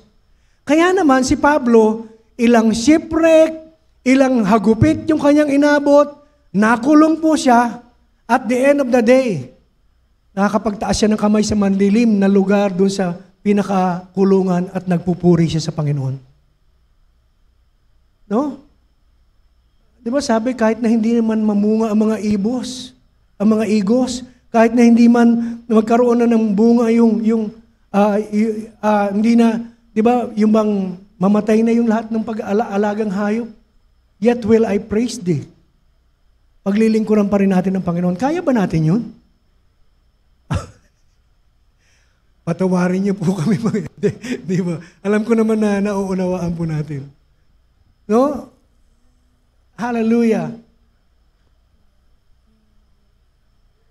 Somehow, kaya ko na sabihin siguro. Naranasan na rin eh. Hindi man umabot sa, may mga pagkakataon, near-death mga experiences, lahat naman tayo nakakaranas niyan. Pero mga pagsubok, ano na lang yun. Ngayon, parang spice na lang yan ng buhay na nai-enjoy na natin ngayon ang buhay kahit na marami pong pagsubok. Ang Panginoong Jesus, may kalooban siya, pero sabi niya, let not my will be done, but your will. Diba sabi niya sa Ama? Hindi ang kalooban ko maganap. Alisin mo sa akin pwede ba? Alisin mo sa akin ang saro ng paghihirap na ito. Pero wag kalooban ko ang maganap, kundi ang kalooban mo. Ganun lang po. Lord, ito po yung kalooban ko. Let us always align our will to the Word of God at yung plano ng Panginoon. Surrender our plans and desire to God. Trust Him totally. Lord, ito po yung plano ko para sa pamilya ko. Lord, ito po yung gagawin kong negosyo. Lord, ito po yung plano ko para sa ministry. Lord, ito yung spiritual life ko. Ganito po yung. Lahat, ipagkaloob natin po sa Kanya. Then after that, sabi po, mauunawaan po natin, makikita natin yung resulta. Na mas magiging maayos po tayo, mas magiging matatag tayo, at mas magiging mararanasan po natin yung best life na tinatawag. And, ngayon lang yata ako hindi makakatapos. 10 na po, no? So, yung isa po ay trust in God's timing. Yung best life nandiyan na yan. Yung relationship nga natin sa Panginoon. Pero there's more, sabi ng Lord. No, marami pa akong plano para sa iyo. Kung inaakala mong ngayon, nagtatamasa ka na ng mga biyaya ngayon, sabi niya, hindi lang yan. Marami pa. Pero yung iba, sa atin, may mga inaasahan pa tayong mga bagay na hindi natin ng Panginoon. Amen? Meron po ba? Yung mga prayer requests natin, mga prayer concerns natin, no, patungkol sa ating mga mahal sa buhay, sa mga pangarap nila, mga pangarap natin para sa ating pamilya. Meron pa po, di ba? Meron pa tayong hinihingi. At yung iba hindi pa dumarating. But it doesn't mean na hindi po dumating ngayon, hindi pa dumarating, hindi na po tayo kinatugon ng Panginoon. There is always trust in God's timing. Sabi po in Ecclesiastes chapter 3 verse 1 sa Amplified, sabi po, there is a season, a time appointed for everything, and a time for every delight, an event to every purpose under the heaven. Sabi po, to everything, there is a season. There is an opportune time to do things. A right time for everything on the earth. Ang tamang panahon. Amen? Kaya yung mga bagay na hinihingi po natin, kung hindi pa dumarating, meron pong tamang panahon ang Diyos para sa lahat ng yan. Kasi sasabihin, paano ko makukonsider na best life? Hindi pa nga binibigay ng Lord yung hinihingi ko eh. Hindi pa tayo nakontento sa kanun meron tayo, no? Sabihin natin, hindi pa nga dumarating eh. Pero alam niyo po, God's timing is perfect. Amen? And He knows what's best for us even when it may not make sense to us. Lord, hindi ko maintindihan. Kailangan ko ngayon, bakit hindi mo Alam niyo po, mas magpasalamat tayo lagi. Narinig po natin lagi ito sa mga nagtuturo. Magpasalamat tayo lagi na kapag may hinihingi tayo at hindi agad dumating, magpasalamat ka, matuwa ka. Dahil kapag ibinigay na sa iyo na agad ng Lord yung hiningi mo, hindi mo rin mai-enjoy. Kasi alam ng Diyos yung tamang panahon kung kailan mo tatanggapin yung bawat biyaya, yung bawat hinihingi mo. Kasi ngayon kung payamanin ka kaagad ng Panginoon at hindi handa yung puso mo, baka makita ka na lang namin yung posting mo sa Facebook, nandun ka sa iba't ibang bansa. Tapos may in-acquire ka ng dito, tapos nung naubos na yun, tapos nag-invest ka, na-scam ka, naubos, balik ka na naman sa dati. Baka sabihin, there is a time for everything. Maghintay lang po tayo. No? Sa tamang panahon, yung pagkakaloob ng Panginoon. At kung hindi natin unawain natin. Ibig sabihin, magtiwala tayo sa Diyos. Magtiwala tayo sa Diyos. He has our best interest at heart. Kasi sabi niya yun eh. For I know the thoughts that I think towards you, says the Lord, thoughts of peace and not of evil, to give you a future and a hope. So ibig sabihin, plano niya. Layunin niya na bigyan tayo ng mga mabubuting bagay. So kung meron man tayong hinihingi na hindi dumarating, maghintay lang. God's timing is perfect. It may not align with our plans. No? Maaring hindi ito ayon sa plano natin. But God's timing is perfect. It may not align with our plans, but it is always right on time. Hindi ito mag-a-align sa kung paanong pagdating ng biyaya, kung ano yung kaparaanan para maabot ito. Maaring hindi ito natin mauntuhaan dahil iba yung gusto nating, Lord, ito yung gawin mo na lang. Minsan dinidiktahan pa natin siya, Lord, ganito po. Ito yung hahakbangin mo ito. Pag ito ginawa mo yan, mararanasan ko na yung blessing, Lord. Ba tayo pa nagdikta sa Kanya kung paano siya kikilos, no? No. Maaring hindi natin siya maintindihan. Pero yung God's timing, alam niyo po, it always right on time. Sa panahon na kailangan mo, surely, there is an appointed time for everything na matatanggap po ng bawat isa sa atin. Amen? An appointed time. Kaya't huwag tayong magdali. Yung bang di ba, sa mga, naabutan ko pa yung kasabihan eh. Lalo sa mga kabataan, di ba, mag-aasawa o magbo-boyfriend, sabi nga, yung iba, diba, huwag kang magmadali, sabi ng ng mga matatanda. Kasi yung nagmamadali, nauuwi sa, para namang nakakahiya naman ako lang nakaalala ng katandaan ng kasabihan. Wag daw tayo magmamadali sapagkat minsan mauuwi tayo sa, halimbawa kung naghahanap ka ng mapapangasawa o boyfriend, nagmamadali ka, sabi po, nauuwi sa bungi. Diba? Yun lang yun eh. Para namang hindi kayo kaedad. At mas may edad pa sa akin. Dahil sabi narinig ko lagi, huwag kayong magmadali. Kasi pag magmamadali ka, nauuwi sa bungi. Ibig sabihin, hindi mo nakukuha yung pinaka inilalaan sa iyo ng Diyos. No, even sa mga pangarap.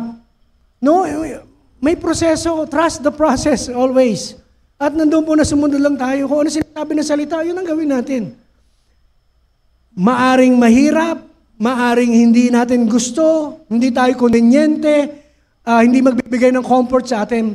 Pero ang masisigurado ko lang, kapag ang kalooban ng Diyos, sinunod natin at sinunod natin yung kanyang perfect timing sa buhay, matututo tayo maghintay, we will have the best from the Lord. Amen? Magkakaroon tayo nun. Sige po, palakpakan natin ang Panginoon. So, even when God's timing goes against our plans, we can trust that His timing is always the best. The best pa rin. Kahit na ano yung pinakamainam na plano sa iyo ng ibang tao, plano mo sa sarili mo, ang pinaka-the best pa rin ay ang plano ng Diyos para sa bawat isa sa atin. Amen? At lahat, maraming pong ano sa Biblia na tinuruan niya. Si Abraham po and Sarah waited for a son. Matagal na panahon. No, matagal na panahon. Halos 25 years. 75 si Abraham nung pinangakuan, 65 si ano, parang ganun. Tapos dumating 100 years old na si Abraham nung dumating si Isaac. So ang tagal, di ba? Pero dumating. And si Joseph waited for a promotion na matagal na panahon, kaya lang marami siyang dinaanan. Nakulong siya, napag-isipan siya ng masama, maraming nasaktan siya. So, pero yung mga panahon na yon ng paghihintay, alam niyo yung mga panahon ng paghihintay, kaya hindi pa natin natatanggap din ang biyaya. God is teaching us to humble ourselves before Him. Because He gives grace to the humble. Pag nagkakakumbaba ka sa Panginoon, bibigay ng Panginoon.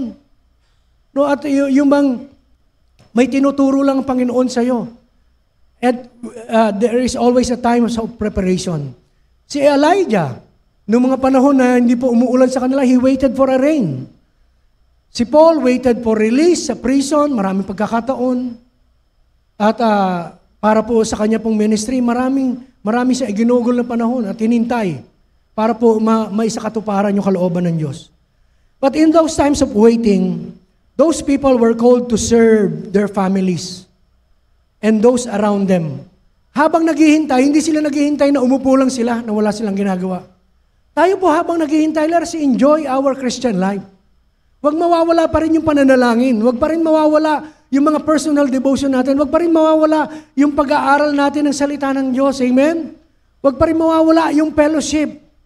Kasi hindi pa binibigay ng Lord. Kaya habang hindi niya binibigay, hindi muna ako aatin. Hindi muna ako magpe-pray. One at a time dapat. Pag hiningi ko sa Kanya, ni-request ko, pag natapos niya, saka na lang ulit ako magpe-pray sa Kanya. Ba, ang galing. Ibang klase po yun. Pero tayo po, habang sila, si Abraham, si Joseph, si Joshua, si Paul, habang naghihintay sila sa mga bagay na yun, meron silang ibang ginagawa. And they continually put their trust in the Lord, praise Him, worship Him, nagpapatuloy at nagpapagamit po sila. So tayo po ganun din. Magpatuloy po tayo. Enjoy natin yung ating pong buhay Kristiyano. And God's blueprint for all of us is to have a best life. That's why we have to embrace God's promise. Embrace God's promise. So, Romans 15:13, biblisan ko na lang po, isa na lang naman. Hallelujah. Now may the God, the fountain of hope, fill you to overflowing with uncontainable joy and perfect peace as you trust in Him, and may the power of the Holy Spirit continually surround your life with His superabundance until you radiate with hope. Now may the God of hope fill you with all joy and peace in believing that you may abound in hope by the power of the Holy Spirit. So God's promise us a future filled with hope and blessings. Meron pong pag-asa at mga pagpapala. Ano man pangangailangan natin, pagkakaloob ng Panginoon. And Hebrews 10:23, let us hold fast the confession of our hope without wavering, for He who promised is faithful. So, anuman yung mga narinig po natin, pangako ng Diyos, and personal na pangako sa atin ng Panginoon, panghawakan po natin, sapagkat tapat ang nangako sa bawat isa sa atin. And, for the last, sabi po, enjoy the fruit of living the best life. Enjoy the fruit of living the best life. Ano ba yung fruits of living the best life? Yung peace. Amen? Yung contentment in all circumstances. Meron tayong kapayapaan, meron tayong kasapatan o kontentuhan. So sabi po sa Philippians 4:6-7, do not worry about anything, but in all your prayers, ask God for what you need, always asking Him with a thankful heart. And God's peace, which is far beyond human understanding, will keep your hearts and minds safe in union with Christ Jesus. So yung peace and contentment is fruit of living the best life. Yan po yung bunga. And fulfillment and purpose in our daily lives. Sa Psalms 57 verse 2, sa New Living Translation, sabi po, I cry out to God Most High, to God who will fulfill His purpose for me. So sabi po, I cry out to God Most High, to God who will fulfill His purpose for me. Ang layunin ng Diyos, bigyan tayo ng buhay na masagana, mapayapa, may magandang kinabukasan.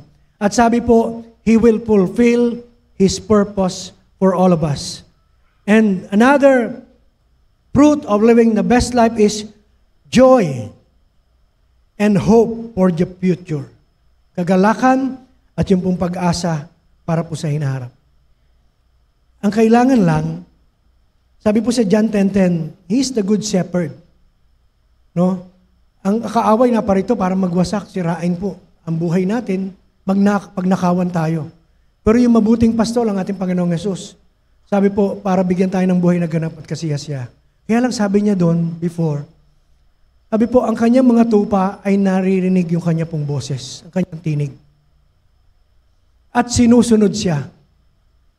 Ngayon pong umaga, ang paalala lang sa atin, siya bilang mabuting pastol sa buhay ng bawat isa. Huwag na tayong makinig sa anumang opinyon ng tao ng sanlibutan. Opinyon siguro ng tao na, siguro alam naman natin God will give us the discernment. Kung may nagpapayo sa atin, nagsasabi sa atin ng ganito, nagtuturo sa atin, alam naman natin kung galing sa Panginoon o hindi. Sapagkat kung mabuti, galing sa Panginoon. Kung hindi, at alam natin makakasira sa atin, hindi yun ang gagawin natin. Pero ganun pa man, ang tinig na gusto ng Panginoon mapakinggan natin ay ang tinig niya. Na nagsasalita sa bawat sirkumstansya ng buhay po natin, bawat bahagi ng buhay po natin. Siya yung mabuting pastol. At kapag siya yung mabuting pastol, alam natin, is the good shepherd. Aakayin tayo doon sa kalagayan na hindi tayo mangangailangan ng iba pa sapagkat siya lamang sapat na sa atin.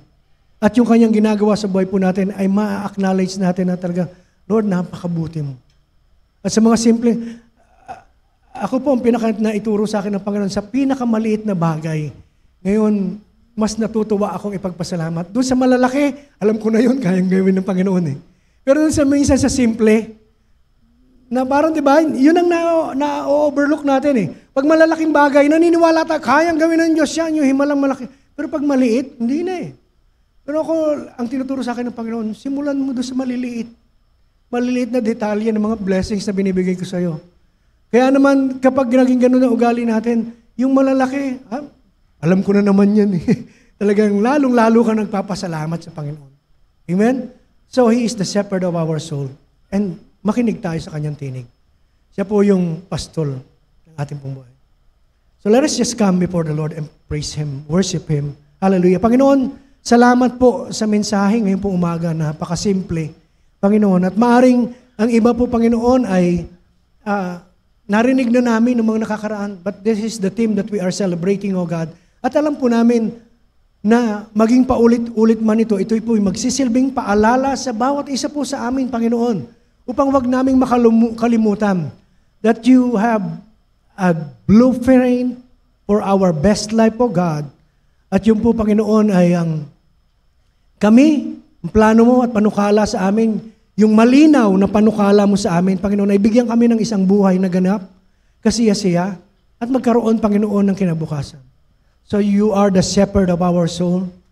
And right now, O God, as we stand before your presence, we give you full control of our life.